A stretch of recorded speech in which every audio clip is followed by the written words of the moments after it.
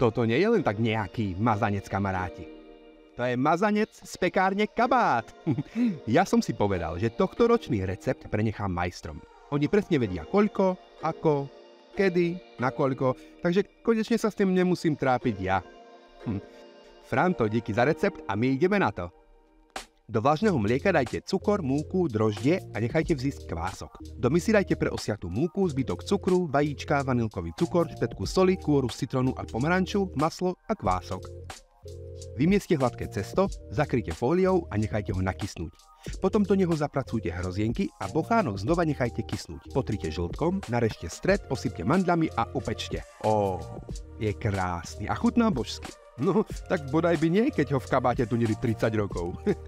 Takže máte dve možnosti. Skúsiť si ho doma, recept nájdete u mňa na blogu, alebo navštívte nejakú pobočku pekárne Kabát, kde majú dokonca aj tradičného baránka, pretože ja ho tento rok piec určite nehodlám.